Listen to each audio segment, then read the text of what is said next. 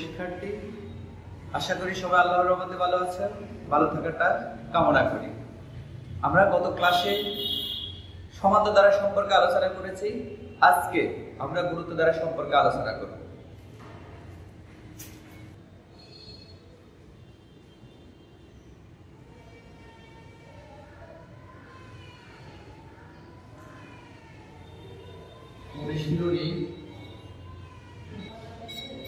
প্রথমে আমরা গুণোত্তর ধারা কি তার সম্পর্কে একটু জানবো। যেমন গুণোত্তর ধারা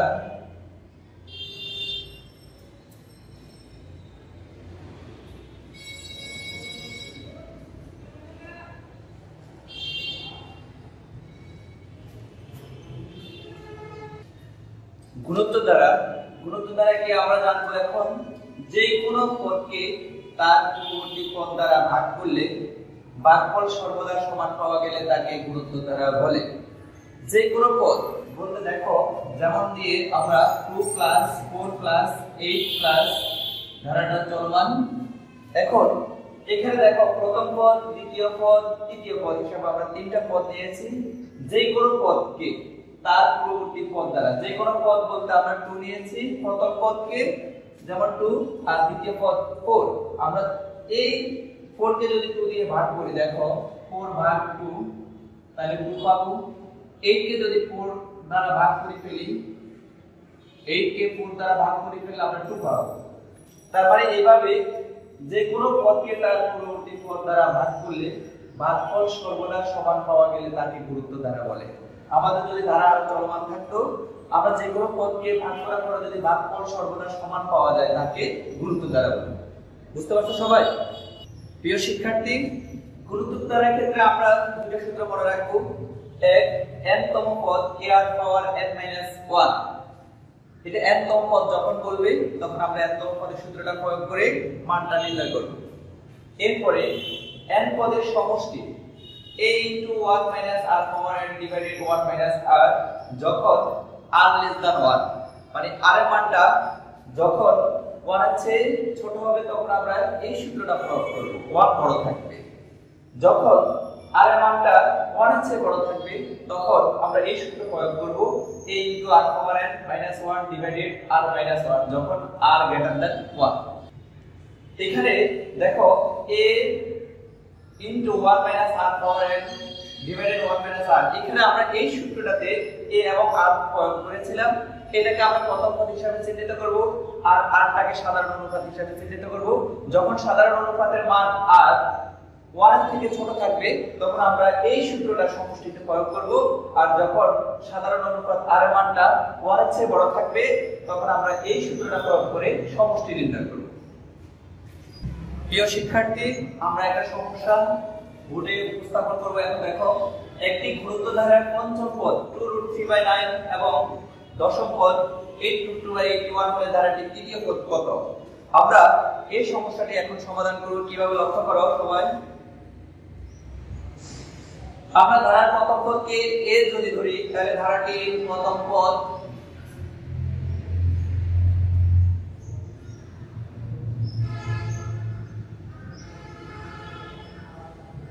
a, ধারাটির প্রথম পদ a, সাধারণ অনুপাত সমান r। এখন এই প্রথম পদ এবং সাধারণ অনুপাত r ধরার পরে আমাদের বলা ছিল যে ধারাটির পঞ্চম পদ 2√3/9 এবং দশম পদ 8√2/81। আমরা এই পঞ্চম পদের একটা সূত্র লিখব এবং দশম পদের একটা সূত্র লিখব। আমরা পূর্বে একটু আগে n তম পদের একটা সূত্র লিখেছিলাম। n তম পদ a r n - 1, এই সূত্রটা প্রয়োগ করে আমরা সমাধানটা করব। সুতরাং ধারাটির পঞ্চম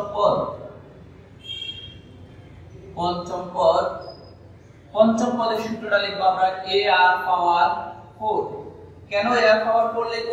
লক্ষ্য করো, ar⁴n - 1, n মানে আমার এখানে পদ সংখ্যাটা যদি 5 হয়, যদি আমরা এখানে a লিখে ফেলি r 5 - 1, 5 থেকে 1 যদি বিয়োগ করি ফেলি আমরা ar⁴ লিখতে পারি। তার মানে যে কোনো পদ পড়লে তার থেকে এক কম, এটা আমরা বুঝতে পারি। তাহলে পঞ্চম পদের সূত্রটা হবে a r পাওয়ার 4। একইভাবে দশম পদ এবং দশম পদ a আর পাওয়ার 9। এখন দেখো এই দুটো পদ যখন আমরা লিখে ফেললাম, এই পঞ্চম পদের একটা মান বলা আছে এবং দশম পদের একটা মান বলা আছে। আমরা প্রশ্ন মতে বা শর্ত মতে লিখতে পারি। প্রশ্ন মতে প্রশ্নে বলেছিল যে পঞ্চম পদ তাহলে a আর 4 সমান সমান হবে 2√3/9 সমীকরণ 1। এবং দশম পদ a আর পাওয়ার 9 সমান সমান বলা আছে 8√2/81। আমরা সমীকরণ 2 দিয়েছি। এখন লক্ষ্য করো এই দুইটা সমীকরণ থেকে আমরা এর মান এবং আর এর মান নির্ধারণ করে তৃতীয় পদের সূত্রটা প্রয়োগ করলে আমরা উত্তরটা পেয়ে যাব। তার মানে এখন দেখো সমীকরণ 2 এবং 1 এই দুইটা সমীকরণকে আমরা কি কাজ করব, 2 নং সমীকরণকে যদি 1 নং দ্বারা ভাগ করি তাহলে আমরা এখান থেকে একটা মান নির্ধারণ করব। 1 কে 2 দ্বারা ভাগ করব না, যেহেতু এখানে অনুপাত a আর পাওয়ার 4 আর এখানে a আর পাওয়ার 9, যেহেতু বড় মানটা আছে a আর পাওয়ার 9, আমরা 2 কে 1 দ্বারা ভাগ করব। এখন 2 নং সমীকরণকে আমরা 1 নং দ্বারা যদি ভাগ করে ফেলি, 2/1। 2 নং সমীকরণে a আর পাওয়ার 9 বাম পক্ষে আছে, তাহলে a আর পাওয়ার 9 উপরে থাকলো আর a আর পাওয়ার 4 নিচে থাকবে সমান। একইভাবে সমীকরণের ডান পাশে আছে 8√2/81, তাহলে আমরা লিখব 8√2/81 ডিভাইডেড 2√3/9। লিখার পর লক্ষ্য করো আমরা এখানে অনুপাত মানে তো ভাগ আমরা জানি, তাহলে এখানে যদি a a কাটা যায়, যেহেতু এর ঘাত 1 এর ঘাত 1, a a কাটা যাবে, এখানে r পাওয়ার 9 আর এখানে r পাওয়ার 4, যদি আমরা r 9টা থেকে 4টা বাদ দিয়ে ফেলি তাহলে থাকবে r পাওয়ার 5। আমরা সূচকের নিয়ম জানি সবাই এটা, যেমন r পাওয়ার 9 বিয়োগ r পাওয়ার 4, যদি আমরা এটাকে r পাওয়ার 4 বিয়োগ করে ফেললে পাবো আমরা r পাওয়ার 5। আমরা সরাসরি এটা লিখতে পারি এটা না দেখিয়ে। এরপর লক্ষ্য করো 8√2/81 এটা ঠিক থাকলে ভাগটা আমরা যদি ইনটু করে ফেলি তাহলে সংখ্যাটা উল্টে যাবে, 9 উপরে যাবে আর 2√3 নিচে আসবে। এখন দেখো ইনটু আকারে উপরে নিচে আমাদের সংখ্যাগুলি কাটা যায়, তাহলে 9 দিয়ে যদি ভাগ করে ফেলি 9 9 81, 2 দিয়ে যদি আমরা 8 কে ভাগ করি তাহলে 4, ইনটু আকারে পাশে সংখ্যা থাকলে কোনো সমস্যা নেই, ভাগ যেতে পারে। এখন আমরা r পাওয়ার 5 লিখে দিব, এখানে আমরা পাবো উপরে 4√2 আর নিচে পাবো 9√3। এখন লক্ষ্য করো আমার এখান থেকে r এর মানটা নির্ধারণ করতে হবে। r এর মান নির্ধারণ করতে হলে এখানে ঘাত মানে পাওয়ার আছে 5, আমরা এই ডান দিকেও 5 পাওয়ার আনতে হবে। তাহলে কি করব দেখো r পাওয়ার 5 লিখে দিলাম, এই 4টাকে ভেঙে দিতে পারি 2 * 2 আর পাশে থাকলো √2, 9 কে সেম ভেঙে নিলাম 3 * 3 আর √3। এখন লক্ষ্য রাখতে হবে তোমাকে যে কোনো সংখ্যার জন্য আমরা বড় সংখ্যা দুটো লিখতে পারবো, যেমন 2 এর জন্য আমরা বড় সংখ্যা দুটো লিখতে পারি কিভাবে, 2 এর জন্য √2 দুটো লিখতে পারি, এই দুটোকে যদি আমরা গুণ করে ফেলি তাহলে √2 হোল স্কয়ার, √2 স্কয়ার যদি কেটে ফেলি তাহলে 2। সেম আমরা √3 এর জন্য √3 দুটোর জন্য 3 একটা লিখতে পারবো, তাহলে আমরা পাবো লক্ষ্য করো √3 হোল স্কয়ার তার মানে 3 পাবো। ঠিক আছে, তার মানে আমরা যে কোনো একটা সংখ্যার জন্য বড় সংখ্যা দুটো লিখতে পারবো। তাহলে এখানে 2 এর জন্য যদি দুটো হয়, এখানে 2 এর জন্য দুটো 4টা, পূর্বের আছে একটা 5টা, তাহলে আমরা লিখতে পারবো r পাওয়ার 5 = √2 ডিভাইডেড √3 হোল পাওয়ার 5। আমি আবার বলছি এই কথাটা, 2 এর জন্য দুটো √2, এই 2 এর জন্য দুটো, মোট 4টা, পূর্বে আমার আরেকটা ছিল, মোট 5টা হয়েছে। তাহলে √2 হোল পাওয়ার 5 কেন লিখলাম, সেম দিছো 3 এর জন্য √3 দুটো, এই 3 এর জন্য দুটো, মোট 4টা, এখানে একটা মোট 5টা হলো, তাহলে আমরা √2/√3 হোল পাওয়ার 5 যখন লিখবো এটাকে ভেঙে দিলে আবার আমরা পাবো √2/9√3। তাহলে আমরা এটাকে সরাসরি লিখে ফেললাম। এখন দেখো পাওয়ার দুই দিকে মিল আছে, সূচকের নিয়ম যখন পাওয়ার পাওয়ার মিল থাকে আমরা উভয় দিকে বাদ দিয়ে ফেলতে পারি। তাহলে r এর মান পাবো √2/√3। ওকে, আমরা দুটো মান নির্ধারণ করতে একটা মান নির্ধারণ করে ফেলছি, আর মানটা পেয়ে গেছি সাধারণ অনুপাত।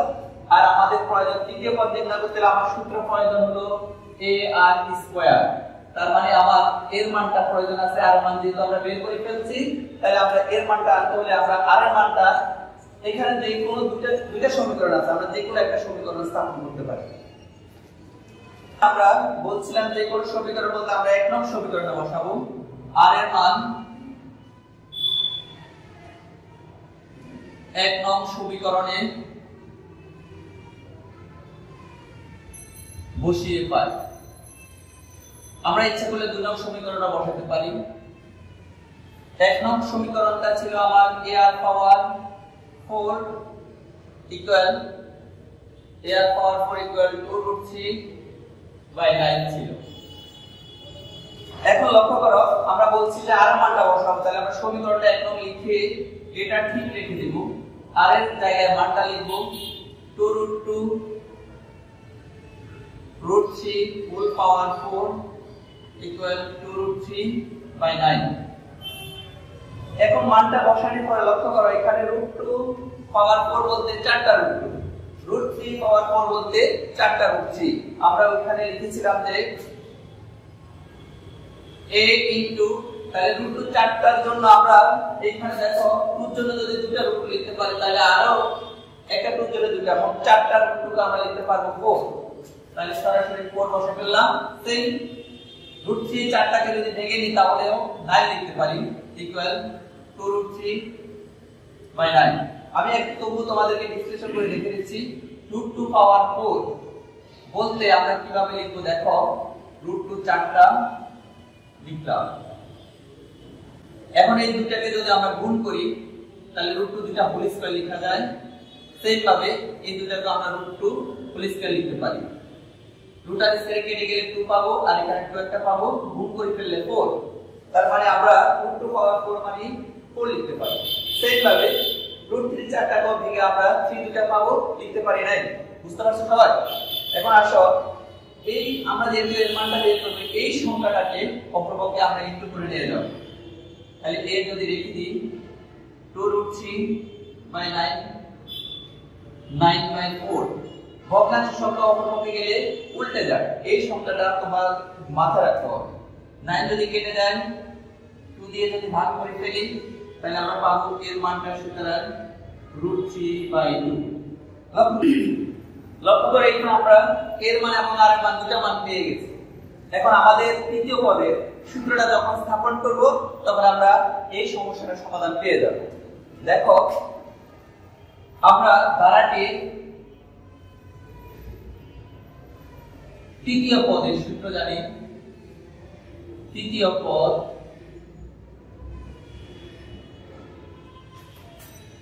a r square. এখন এর মানটা আমরা পেয়েছি √3/2, আর মানটা পেয়েছিলাম আমরা, আর মানটা পেয়েছিলাম এখানেও আছে, তোমরা লক্ষ্য করো √2/√3 হোল স্কয়ার। এখন লক্ষ্য করো এখানে আমরা এই পাওয়ার দিয়ে যখন এটাকে গুণ করব, √2 হোল স্কয়ার বলতে আমরা সবাই জানি √2 আর স্কয়ার কেটে যায়, সেই নিচে কাটা যাবে। হোল বলতে তো দুটাকে বোঝাচ্ছে, তারপরে আমরা 2 আর স্কয়ার কেটে দিলে 2 পাবো, আর এখানে 3 পাবো। বুঝতে পারছো? এটা স্কয়ারটা দুটাকে প্রকাশ করতেছে, তাই আমরা সরাসরি দুটার স্কয়ার বাদ দিয়ে ফেললাম। এখন 2 কেটে যাচ্ছে, তাহলে উপর পাবো √3। যেহেতু আমরা এই 3 এর জন্য একটা দুটা √3 লিখতে পারি, লিখার পরে √3 কেটে দিলে আমরা পাবো 1/√3। आंसर পেয়েছি আমরা তৃতীয় পদের 1/√3। আশা করি আর কারো সমস্যা নেই। আমি যেভাবে বোর্ডে উপস্থাপন করেছি তোমরা লক্ষ্য রাখবে, যদি কোথায় কমপ্লিট পেজ করো তাহলে তোমরা আমাদের লিংকে জানান দেবে।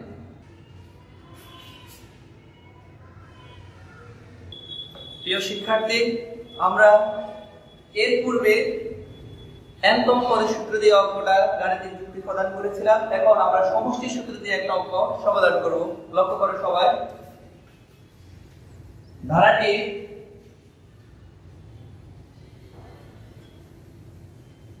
প্রথম পদ a of 2 সাধারণ অনুপাত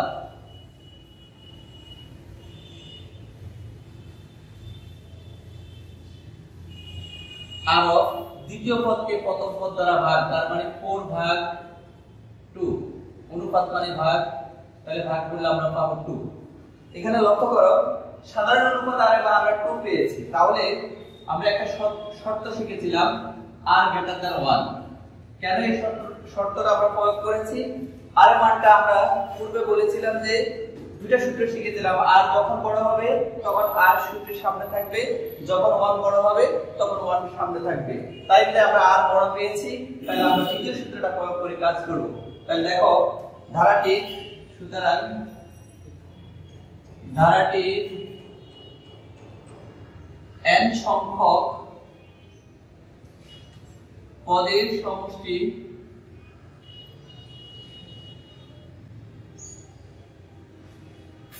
সমষ্টির সূত্রটা আমরা শর্ততে r বড় ছিল তাই a r power n minus 1 divided r minus 1 এই সূত্রটা প্রয়োগ করেছি। বুঝতে পারছো সবাই?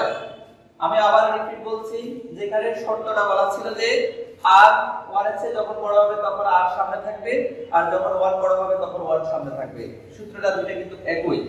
এখন দেখো প্রদত্ত ধারাটির n সংখ্যক পদের সমষ্টির একটা মান বলা আছে 254। তাহলে আমরা লিখতে পারি প্রশ্ন মতে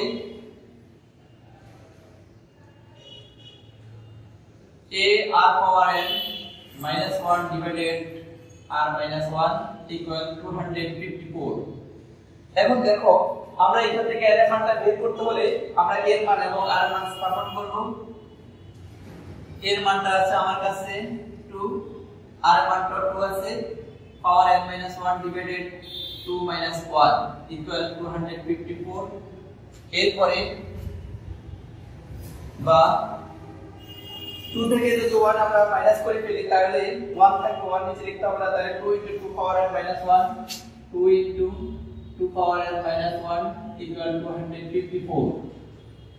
এখন দেখো এই 2টা ইনটু আকার আছে, 2 যদি সহগ সম্পর্কে যায় তাহলে নিচে বসে যাবে। এটা 2 সহগ হিসাব আছে এই পদে, তাহলে আমরা পাবো এখানে 2 power n minus 1 equal 2 দিয়ে যদি ভাগ করে ফেলি তাহলে 100 আর 2 7, তার মানে 127। এরপরে আমরা 2 power n 1 টাকে প্লাস করে নিয়ে গেলে 128। এখন লক্ষ্য রাখো 2 power n সূচক, এখানে পাওয়ার n আছে, আমরা এখানে ভিত্তি মানে বেস, এটা বেস 2 আছে, এখানে পাওয়ার আছে n, এখানে একটা বেস তৈরি করব, তাহলে 2 পাওয়ারটা আমরা কত পাবো কিভাবে লক্ষ্য রাখো, আমি তোমাদেরকে একটা টেকনিক শিখিয়ে দিচ্ছি। আমরা এটাকে লসাগু করে ফেলব, তাহলে 6 4 2 দিলে 3 2 2 দিলে 16 2 দিলে 8 2 দিলে 4 2 দিলে 2 1 2 3 4 5 6 7, আমরা 2 7টা পেয়েছি, তার মানে 2 পাওয়ার 7 মানে 128। এখন লক্ষ্য করো আমরা বেস বাদ দিয়ে ফেললে n সমান পাবো 7, সুতরাং n সমান 7। আমাদেরকে বের করতে বলছে n এর মানটা, আমরা 7 পেয়ে গেলাম। ওকে প্রিয় শিক্ষার্থী, তোমাদের যেহেতু দুটো অঙ্ক আমরা গাণিতিক যুক্তি প্রদান করেছিলাম, প্রথম নিয়মে আমি একটা তোমাদেরকে অঙ্ক দিচ্ছি, হোমওয়ার্ক, বাড়ির কাজ করে নেবে সবাই, এটা চেষ্টা করবে। 1/√2 - 1 + √2 মাইনাস ধারাটির পদ 8√2, এই অঙ্কটা সবাই বাসায় করার চেষ্টা করবে। যদি কোনো কারণে প্রবলেম হয় তাহলে আমি সলভ করে দিব। আর সবাই ভালো থাকবে, সুস্থ থাকবে এই কামনা করে আমি বিদায় নিচ্ছি। ওকে।